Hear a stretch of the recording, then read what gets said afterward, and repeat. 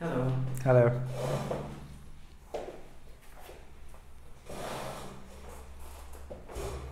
Well, welcome to the speaking section of the IELTS exam.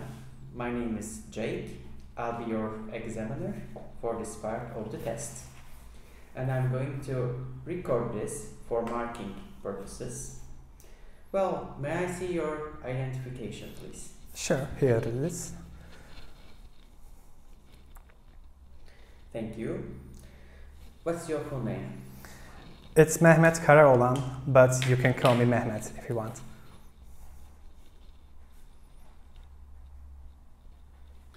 Okay, Mehmet. For part 1, I'll ask you a couple of questions to get to know you better and some questions on a general topic. Are you ready? Yes, I'm ready. Good. So, is it important to you to eat healthy food? I believe it is important to consume healthy foods because I actually believe that the saying, which is you are what you eat, and as far as I'm concerned, people should focus on their consumption of foods like organic, if it's organic, or what kind of conditions the poultry or the chicken they bought. And I think it's the major factors that people should really rely on rather than caring about their budget. Very good. If you catch a cold, what do you do to help you feel better? Well, actually, first I assure myself that it will be past, and of course there is a certain circumstances. Some seniors may succumb to this kind of basic cold, but I'm a young and healthy individual, and I will get over it. I actually tell this to myself. And I actually prescribe myself a bed rest, and I try to increase the consumption of vegetables and try to be more healthy. What do you normally do to stay healthy? Well, actually I have many habits to at least feel healthier than normal or a random person. And one of them is actually going places by foot rather than using transportation, because I believe that physical activity is a major key factor to stay healthy. And as you know, diabetes mellitus is a prevalent disease, and one of the factors that can prevent this disease or at least alleviate this disease is increasing the calories that you burned, and I believe that it is important. And besides that, actually, I try to increase the consumption of my water. I try to drink plenty of water, and it is really an important feature of my.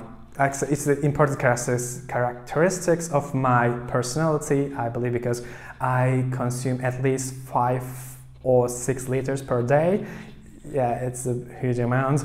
And besides that, I try to fix my sleep schedules. I try to be more precise on this, like going bed early and waking up earlier. But of course, it's not always possible. Do you ever play any sport? Oh, well, I tried many sports, and one of my favorites is actually basketball. I used to play basketball, I used to go swimming, I actually tried, gymnastics, all these flexible movements. I used to really love that, but my favorite is playing basketball. And actually, I used to be a licensed one. I was in a basketball team. Of course, my height is not so high, but it was enormous disadvantage for me by playing basketball, but at least I used to enjoy it, and that's all that matters for me. Do you have any unhealthy habits? Well, it depends on how you define the unhealthy habits. Well, I can say that I moderately consume alcohol on social occasions, but of course I'm not a substance abuser yet. Just kidding. It's one of my bad feature, I can say. Rather than that, I have a problem with go to bed, because when I focus on my studies, I don't want to leave them till I finish all of it. And it sometimes gets me till the morning, and it actually destroys all my sleep plan, which is one of my, I think, the worst habits of mine, I believe. Okay. Do you pay attention to public information about health? Well, I kind of find it controversial, because actually I couldn't decide it yet. Of course, I believe that Ministry of Health and other authorities are the authorities on this topic, and they should be listened. We must apply what they say, because they actually prioritize our health rather than their profits, because they don't have any profit on this. But I believe that sometimes people should actually filter this by the intellectual level, and they should not feel the obligation of obeying all the statements that's made by them. Well, this is the end of part 1. Now, part 2. Okay, here is a card with some questions. Please do not turn that over yet. Okay. Here's some note paper and a pencil.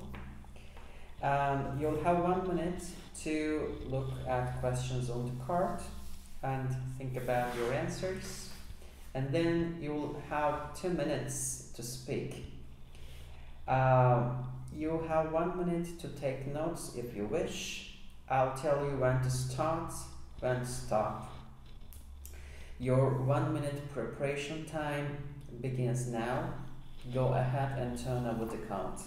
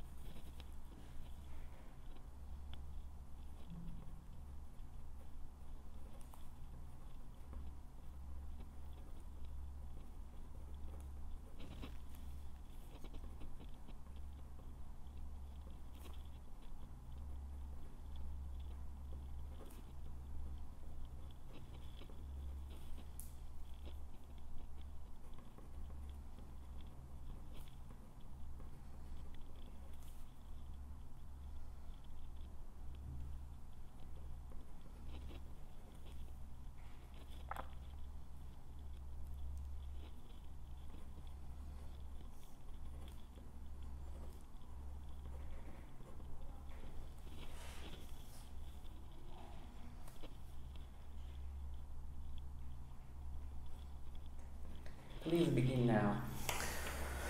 Well, if I have to talk about an important choice that I made, actually I would pick for the one that when I have to decide my major in university. Well, I decided on this when I graduated from high school, and actually I was 17 or 18 something. Well, I believe that I was too young for this, because it's a huge decision on your life, and it will actually totally change or actually restructure your lifestyle. Well, I have to actually, I was between choosing physics or the medicine, and I decided medicine. Why I was between the two of them is because I wanted to understand the whole concept of the universe and to focus on the human then. Well, in my opinion, I believe that medicine was the best choice that I ever made, because it was actually a good opportunity for me to approach the human more holistically in biological, socially, and psychological ways. And I think it's really helped me to understand how certain behaviors or certain decisions we made are done and what's the behind of them.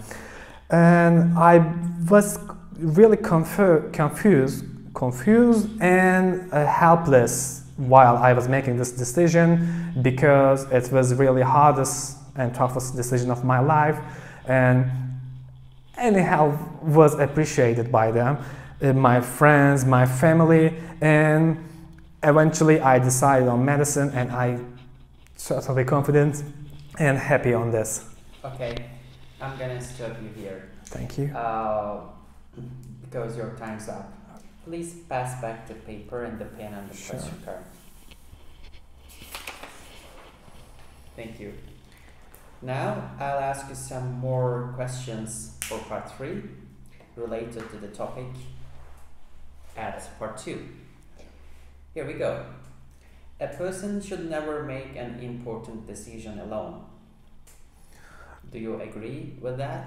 Well, it is important that while making a big decision which influences the main structure and flow of your life, I think people should ask for help from their relatives, because while one has to make an important decision, they do not always able to understand and thinking out of the box.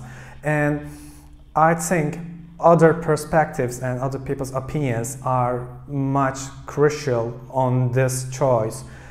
I do not say that, of course, making your choice based on others' opinions, but I actually say that consider this as an opportunity to experience other views and other perspectives.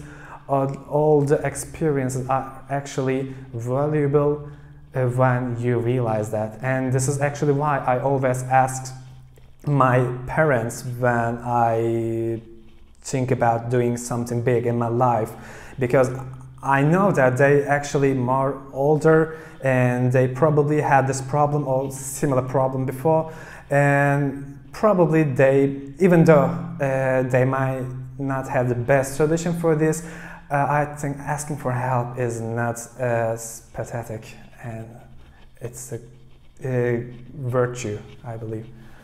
Okay. What is a good advice for people who have made a wrong decision? Well, it's actually your perspective on the wrong decision, because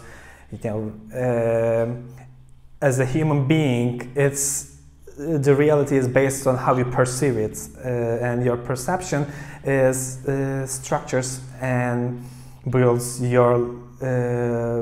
way that you think and the way that you live.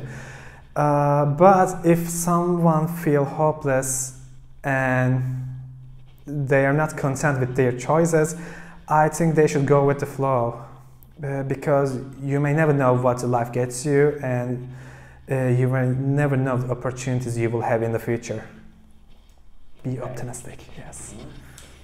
In your country, what do people do when they are in a dilemma? And how can you help them if they need your help? Well, it's actually a challenging question, because, well, I think in my country people are more likely to be sleep on it, instead of thinking about the problem or create a solution. They just ignore its existence, and they try to sustain their lifestyle without of it. But eventually it will come back with a bigger problem.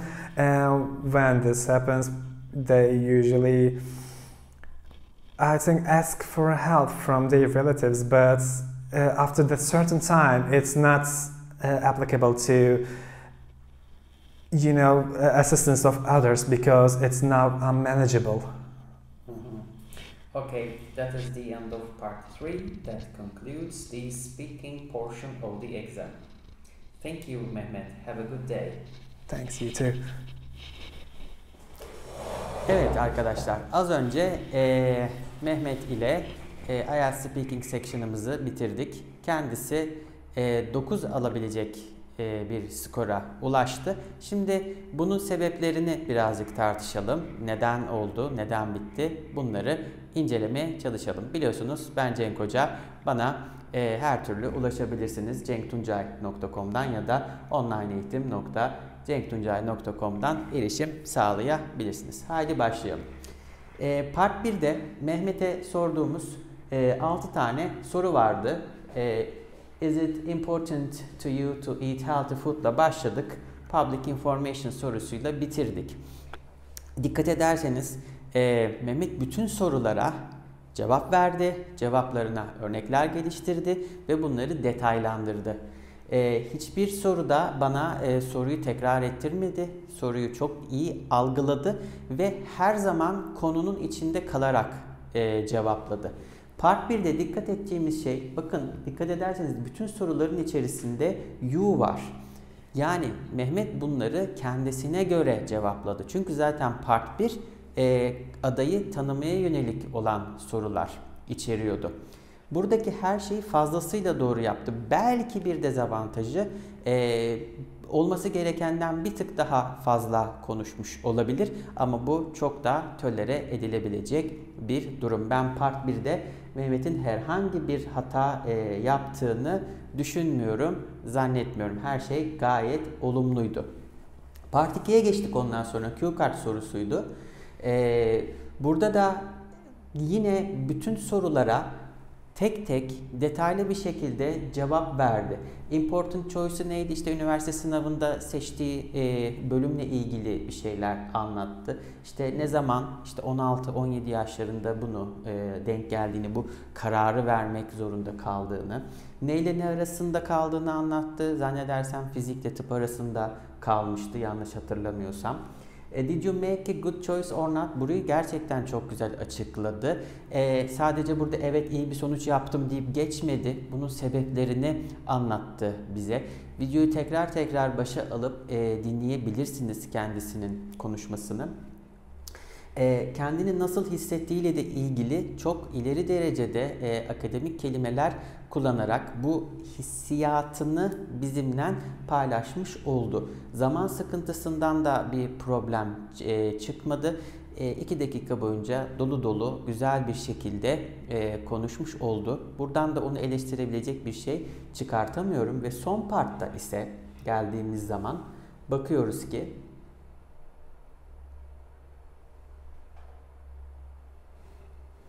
evet, 1, 2, 3 tane soru yönelttim kendisine. Bu sefer sorular daha detay cevaplar gerektiriyordu. İşte Mehmet burada olması gereken kadar konuştu. Yani Part 1'de belki biraz daha fazla konuşmuştu. Part 1'deki soruları Part 3 tadında cevapladı. Şöyle kısaca bir bakacak olursak, evet, bu soruyu cevapladı. Neden agree ya da disagree olmadığını bize anlattı ve detayıyla bir şekilde anlattı. Gerekli vocab variety'yi korudu. Hemen hemen hiç gramer hatası yapmadı. Belki binde bir tekil çoğul hatası yaptı. O da çok tolere edilebilecek bir durumdaydı. What is a good advice for people who have made a wrong decision? Bununla da ilgili yine çok samimi, çok güzel cevap verdi. Oldukça native şekilde konuşuyor. Akıcılığı da gerçekten çok iyiydi kendisinin. Ve en sonunda da kendi ülkesinde ikileme düşen insanların ne yaptıklarını ve onlara nasıl yardım edebileceğini söyledi bizlere. Ve şimdi isterseniz skorlamaya bakacak olursak, IELTS Speaking'de Examiner sizi 4 ana başlık üzerinden değerlendiriyor. Bunlardan bir tanesi Fluency and Coherence FC, Lexical Resources LR, Pronunciation P, Grammar Range and Accuracy GR şeklinde. Şimdi Mehmet'in fluency ve coherence'ına zaten diyecek yok. Gerçekten çok fluent, akışkan bir şekilde konuşuyor. Hatta biraz fazla hızlı konuşuyor bile diyebiliriz. Coherence neydi? Konuşmasındaki ahenk. Off topic oldu mu? Hiçbir zaman olmadı. Her zaman konunun içerisinde kaldı. İşte kendini sürekli tekrar etti mi? Asla. Tekrar ettiyse de sinonimlerle tekrar etti. Pauzlar verdi mi? Hemen hemen hiç hatırlamıyorum. Yani gibi kendine düşünme pauzlarının hiç verdiğini düşünmüyorum. Right word'leri seçti mi? Fazlasıyla seçti. Vocab variety'si, vocab range'i olağanüstü iyiydi. Çok güzel sinonim kelimeler kullandı. Ve aynı zamanda grammar variety'si de gene iyiydi. Birazdan aşağıda tekrar inceleyeceğiz. Yani appropriate, strong ve cohesive feature'ları kullandı mı? Evet, kullandı. Burada tam puanı kesinlikle hak ettiğini söyleyebilirim. Lexical resource'lara gelince collocation kullandı mı? Evet, collocation ne demek? Word that go together demek. Yani birbirleriyle bütünleşen kelimeler, ikili, üçlü, phrase olan yapılar. Hatırlıyorum kullandığını. Range of words zaten yukarıdakiyle ilişkili. Hata yaptı mı? Çok az, ama hata yaptıysa da self correction'ı yerinde ve tadında bıraktı. Sürekli kendisini düzeltmedi. Less common vocabulary kullandı mı? Kesinlikle hem akademik hem teknik anlamda kullandı. Pronunciation'a gelecek olursak sanki böyle bir British ağzıyla konuşuyor gibi bir his var ve bu konuda da gerçekten çok başarılı. Kelimeleri doğru bir şekilde seslendirdi ve ben hemen hemen hiçbir kelimeyi anlamakta zorluk çekmedim. Yani confusion yaşamadım. Belki çok hızlı konuştuğundan dolayı arada bazen birkaç tane kelimeyi kaçırmış olabilirim ama genel metin içerisinde kendisinin ne demek istediğini anladım. GR'a geldiğimiz zaman cümleler kesinlikle well structured'dı. Hani ben dinlerken bir yandan da sürekli değerlendiriyorum. Ne bir tense hatası, ne bir çekimleme hatası. Hemen hemen hiç denk gelmedim. Word flow'u, sentence construction'ı zaten olağanüstüydü. Tense'leri çok doğru bir şekilde kullandı. Geniş zaman, geçmiş zaman, gelecek zaman hepsini birbirinden çok iyi ayırabiliyor. Hepsini yeri ve doğru zamanda kullanabildiğini gördük ve cevapları gramatik olarak da zaten her zaman doğruydu. Dolayısıyla bu aday Speaking'den 9 puanı fazlasıyla hak etti diyebiliriz.